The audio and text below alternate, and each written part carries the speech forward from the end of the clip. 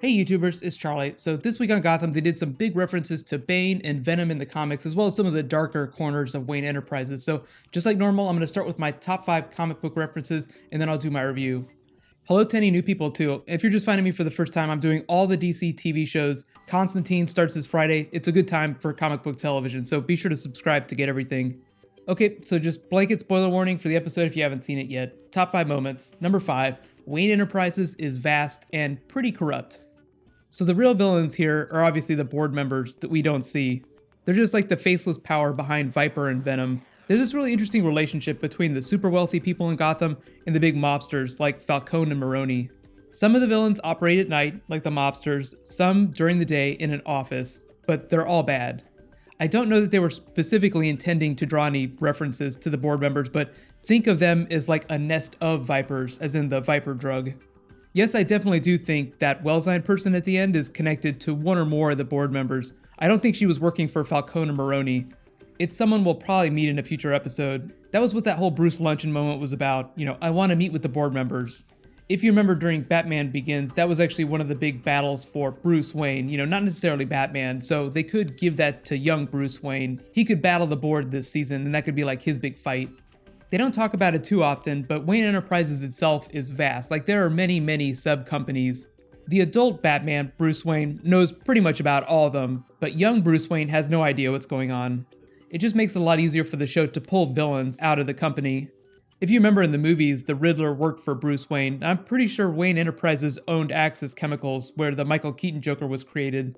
I think in the comics the name was Ace Chemicals, and it was actually the Kane family that owned it, in the comics that is. The Kane family is where Bruce Wayne's mother comes from. They're like the other wealthy family in Gotham, or the other wealthiest family. They haven't talked about it too much, but Bruce Wayne's parents were basically like from the two wealthiest families in the city. It'd be like if two royals got married, the two wealthiest people in Gotham. That kind of makes their murder seem like regicide. I don't know that Gotham's specifically going to address the Kane family, but Gordon's former fiancée is Barbara Keene, and they're just another super rich family. Number 4, the Russian mob. In the comics, the Russian mob has just worked a lot with Black Mask. On the show, it just seems like the Russian is more of a puppet of Mooney's in her coup against Falcone. There was a man in the mask in the Halloween promo after the episode, but I don't think that they're going to be doing Black Mask on the show. Their big thing has been showing people before they became the big comic book characters. Number 3, Gotham University. This actually appeared in the comics for the first time in 1941. In more recent years, they've used it as like the daytime haunt of Batgirl. Like, she goes to school there when she's not fighting crime. There was also another student there about the same time in the comics called Bat Devil, and he became the future version of Azrael. It's just one of the other big locations for the show to pull villains out of. Bruce is way too young to go there right now, so most of the time when we see it, it'll be like Gordon going there to investigate someone. I do think that Gotham University is going to have something to do with the Batman vs. Superman movie though. Number 2, World's Greatest Detective. This was actually one of my favorite arcs during the episode. I felt like this was stronger than the Venom arc. Bruce himself is supposed to be between 11 and 13 on the show, so I give them a blanket pass on how clever he's allowed to be. Batman isn't a genius, but he is really intelligent and just never stops working. He's like the king of homework, or detective work, which I guess are almost the same thing. Two of my favorite scenes though were when he was putting his evidence board together at the beginning. I'm guessing he just doesn't have his supercomputer yet. And then the part at the end when Alfred joined him really excitedly. Like, he finally gets that it's something really important and positive. Batman is a bit of an obsessive compulsive when it comes to solving mysteries, so they might show Bruce going overboard this season and Alfred just slapping him back into sanity. I don't expect David Mazouz to get too strung out, but obviously at some point they have to show Bruce trying to push himself too hard. And my number 1 comic book moment, all of the Venom. In the episode, it was Viper. It was like the precursor to Venom, but they did say that they had a working Venom serum. Wellsine was the company behind it. They're a subsidiary of Wayne Enterprises, and there's probably a board member that's behind it all, controlling everything. I think the question now, though, is what is the show going to do with the Venom? If they have a working serum, are they going to start selling it? I don't expect them to do Bane anytime soon, just because his character seems so far into the future. I do think that Wellsine the company is going to continue to be a big thing in the plot. If you were confused by what the villains were doing in the episode, they were basically being terrorists in the name of humanity. In like their really crackpot way, they were trying to show people that Wellsine was an evil company. Just based on the way everything is shaping up, I'm starting to wonder if the Wayne's murder, Arkham City, as well as Wellsine are all connected, like they all have something to do with the reason the Waynes were murdered. I feel like we'll have enough information to start making some better theories by the middle of the season, which is actually only a couple weeks away.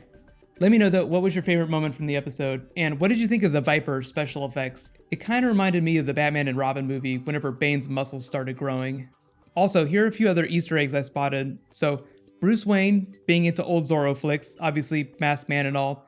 Very clear teaser for the cape and cowl. Then there was Betty Kane. Supposedly she was supposed to be in the episode, but we didn't see her. Or maybe they just cut her out. She was like the original Batgirl in the comics. IMDb is listing Sarah Paxton as playing her. She's supposed to be in like 17 episodes, and they're only going to be 22 total this season. This was episode 5, so I guess that means she's going to be in all the episodes from here to the end of the season, unless there's some sort of error.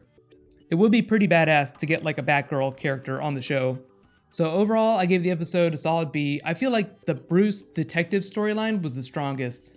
The Venom parts got a little bit silly, but I kind of think that was the point. I think it was meant to be a little bit campy like the classic TV show, especially when they did the whole gallon of milk challenge. I know a lot of people seem confused as to whether or not they're supposed to take things seriously on the show. Like when it's being campy and cheesy, it's intentional, like they write it to be that way. It's not supposed to be super hardcore like Chris Nolan's trilogy.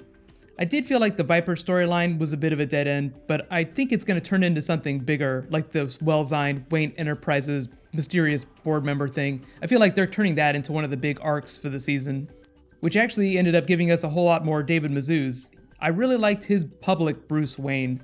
It's like he's wearing a mask when he's in public. Like the detective Bruce Wayne, that's more of the Batman persona. That's what he's really like. When he's in public, he's much more wooden-faced. That's why he seemed so patient and cool whenever he was talking to the Wellsine woman trying to get a meeting with the board members. It's always interesting to see when a new actor plays Bruce Wayne, how they play the public Bruce Wayne versus the Batman character. I think Christian Bale's was obviously like a really stark contrast between Batman voice and the douchey-looking Bruce that drove around in Lamborghinis. David Mazouz is just being a little bit more subtle with it so far. I wasn't digging the mob storyline quite as much, the Maroni versus Falcone, as well as Fish Mooney's coup storyline. I mean, she had a really sexy scene at the end, and everything looked visually very amazing, but I feel like this week the detective storyline was just way more interesting. It did feel like they wanted that Falcone scene at the end to feel really grand and epic, and it looked just really mind-blowing with the way they panned up on Gotham City, but I just couldn't buy the earbud sharing at the end. I just kind of had to ignore that part. Mooney in general just doesn't feel like a threatening villain to Falcone. To be fair, it's really hard to stand out as a Batman villain if you're not wearing clown makeup and slicing people's faces up every week. The biggest vibe that I'm actually getting from Mooney's camp right now is like the sultry temptress, more poison ivy, which is interesting because we already have that character on the show, even though we haven't seen her in a couple weeks. Next week is the Halloween episode, so I do have high hopes for craziness.